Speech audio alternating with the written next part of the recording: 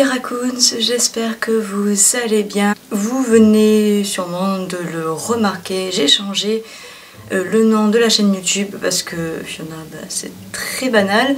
Et je me suis dit, j'aime les ratons laveurs, donc on va faire un mélange de mon prénom et de raton laveur. Et aujourd'hui, j'avais envie de faire une vidéo sur une attraction qui me plaît beaucoup. Je l'ai fait certes qu'une fois, mais j'ai toujours été passionnée par son histoire et par l'attraction en elle-même. Alors je fais cette vidéo car dans quelques temps, les portes du manoir vont se réouvrir. Et je me suis dit que c'était l'occasion de parler de cette attraction et de son histoire. Il y en a sûrement qui ont déjà fait l'attraction et qui ne connaissent pas vraiment l'histoire, parce que c'est vrai que l'histoire dans l'attraction, des fois, quand on ne connaît pas, c'est pas évident de vraiment savoir. Phantom Manor se trouve à Disneyland Paris, plus précisément à Frontierland. Et dans ce land se trouve Thunder Mesa. C'est une ville des années 1860 dans l'ouest américain. C'est pour ça que Frontierland montre vraiment l'ouest américain. C'est les décors, ça nous projette directement dedans. Et je trouve ça vraiment fabuleux d'arriver à refaire l'ouest américain en France, enfin Disneyland Paris. Enfin, je trouve ça vraiment, c'est très bien fait, on a vraiment l'impression d'y être direct. Donc voilà, c'est ma petite parenthèse. Dans cette ville, Thunder Mesa, il y a un des fondateurs qui possède la mine, qui est Big Thunder Mountain. Vous allez comprendre après pourquoi est-ce qu'il y a des tremblements de terre et des explosions dans Big Thunder Mountain. Et cet homme est Henry Ravenswood. Alors d'après les mineurs, la mine serait hantée, elle serait maudite par un oiseau tonnerre. On se plonge vraiment dans les légendes de l'Amérique avec les cow-boys et les Indiens. Et là j'arrive avec notre cher manoir. Monsieur Ravenswood avait pas mal d'argent, donc il a construit un manoir de l'époque du coup 1860, du coup de l'époque victorienne, un très beau manoir. Il emmène à l'intérieur sa fille et sa femme. Sa fille du nom de Mélanie, qui est un des personnages les plus intéressants avec son père dans le manoir, dans l'attraction. Vous la voyez partout d'ailleurs, du début à la fin. Mélanie était fiancée à un homme, mais cet homme refusa de vivre dans le manoir. Le père de Mélanie n'apprécia guère, bien entendu, mais après j'ai envie de dire qui a envie de vivre toute sa vie avec son beau-père. Donc le père était vraiment fou de rage.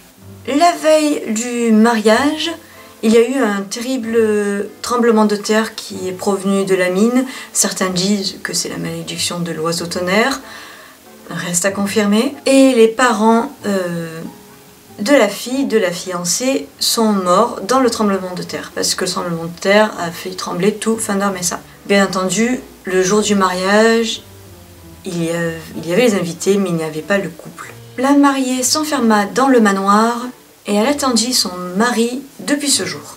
Voilà comment le manoir commença à être abandonné. Et voilà comment maintenant vous le voyez tel quel, il est abandonné. Et on dit que Mélanie se promène parfois dans les couloirs du manoir. Vous pouvez parfois l'apercevoir. Voilà comment le manoir s'appela du jour au lendemain par les habitants Phantom Manor. Mais c'est pas tout. Pourquoi est-ce qu'il s'appelle Phantom Manor?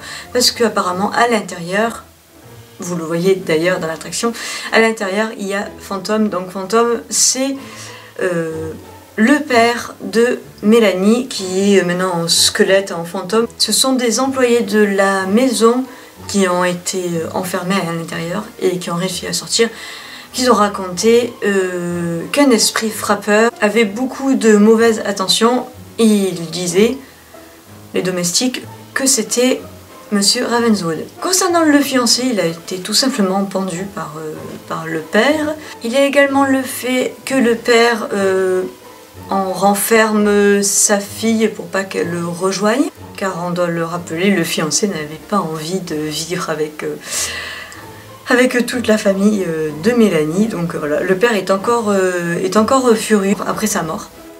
C'est pour cela que dans l'attraction, on a l'impression que Monsieur Ravenswood essaye à tout moment de nous faire peur, de nous impressionner, alors que Mélanie, on a l'impression qu'elle essaye de nous protéger. Après, c'est mon avis, peut-être vous avez d'autres avis, mais quand j'ai fait l'attraction, c'est un peu le ressenti que j'ai eu avec ces deux membres de la famille.